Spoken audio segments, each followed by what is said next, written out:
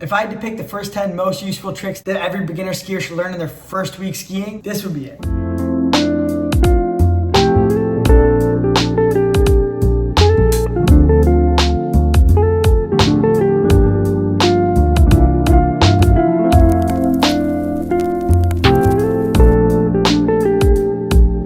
Alright, number one thing that you need to learn for your first week park skiing, getting into park, this one is absolutely huge. Everybody thinks they can just start working on tricks, start getting after it, and there are no repercussions. I know you guys on my channel are very athletic, but for those people who've just got off the couch, have done very little athletics whatsoever, you guys need to learn safety and just how to fall in general. Safety tips for the park, we have a whole video on park etiquette, you guys can go check it out. However, when it comes to falling, bailing out of a trick, rails, and jumps, a lot of people just gloss over it. And the easiest way for you guys to slow down your progression, I tell all my athletes in Slope Academy this, it's getting injured. If you guys tear your ACL, you're out for a whole year. Breaking an arm, of course, there goes your winner. So when you're starting your park skiing journey, don't gloss over the safety and the falling aspect of it. Simply just not falling in awkward positions with your arm out behind you and stuff like that. I know there's only so much we can do, but if you've ever gone to a simple gymnastics club or even rolled down a hill, you should have some general idea of how to fall safely. So keep it in mind. Number two, super important, kind of goes with number one to avoid injuries, but also goes with the rest of them to actually improve your park skiing skills in general, and that is jumping and landing techniques. But in terms of general landing techniques, we want to have our knees shoulder width apart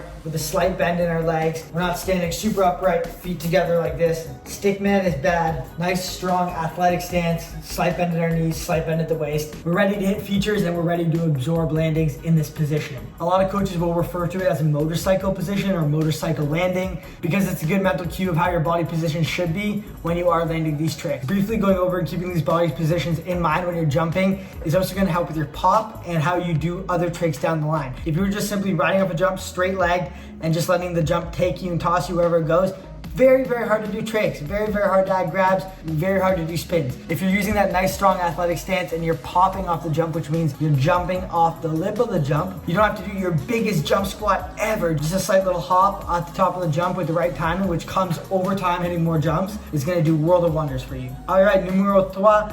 Number three, some of you guys might disagree with me on this, but I put switch skiing at number three just because I think it's more important if you want to progress your park skiing career farther down the line to get into switch skiing right away as opposed to getting into tricks. So switch skiing is simply skiing down the mountain backwards. You want to have a nice staggered stance, looking over one shoulder, switching shoulders as you go to turn. If you have a staggered stance, it allows you to see more of the mountain when you are riding and just getting comfortable with our switch skiing. We're not going to do any mega tricks yet switch. A little pro tip for practicing your switch skiing, simply make sure the first two runs you do of the day are on a green run and you're just doing your switch skiing and you force yourself to ski those only switch. Gonna be a super easy way for you to get in your switch skiing. Otherwise, most people just don't ever get around to it throughout the day. And the reason you're bad at switch skiing and your natural side tricks is because you just simply don't do them as much. Number four, super easy one for you to learn your first week of skiing. We're gonna work on safety grab. Safety grab is the easiest grab of all the grabs and it's a great introduction to adding things to think about in the air. It's not gonna overcomplicate it where you might fall and get hurt. You're not doing anything as crazy as getting into spins yet, but you are bringing your knees to your chest, which is a really good habit for spins, bigger tricks, off-axis tricks down the line, and you're getting used to grabbing your skis and doing something else in the air.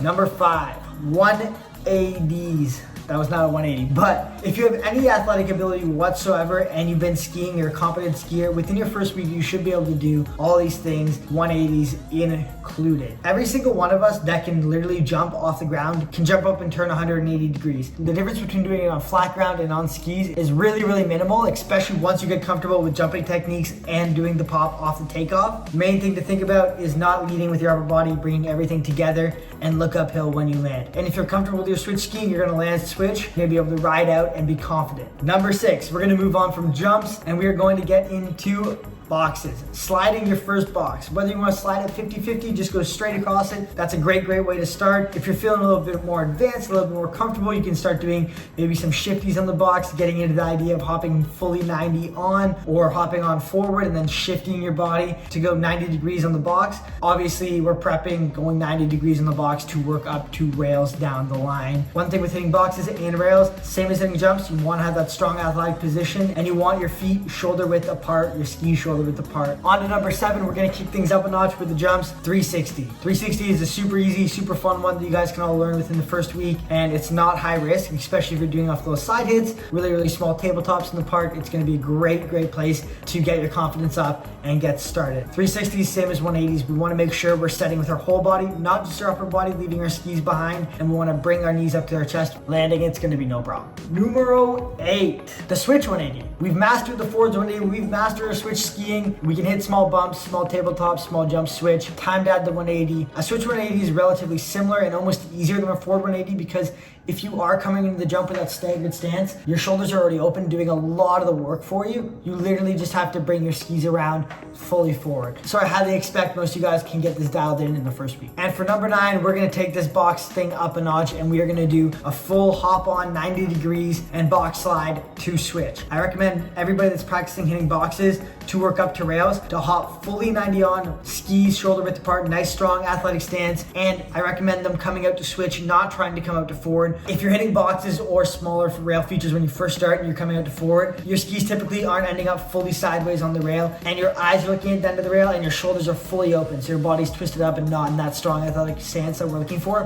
If you're doing these box slide to switch, odds are you're hopping fully sideways on, and your shoulders are staying squared off at 90 degrees. Coming out to switch. And last but not least, we're not gonna do a 540. No. We're gonna find the easiest, widest, biggest, best tube in the park. Hopefully it's a ride-on tube. Maybe it's a small metal rail that's wide, like 6 inches or something. That's perfect. And we're gonna hit our first rail. We just did it on box, literally the exact same thing. Find a very similar feature, maybe a wide tube, a wide rail, like I said, and get after it. If you want to learn these 10 things on snow, but you need some feedback, help, coaching, or maybe just some guidance along your journey, check out Slope Academy down below. It's an online coaching community that I run with a bunch of other pro skiers, and we're in the Discord community giving you video feedback, teaching you guys every single day. You can try it out for free right now. Deuces.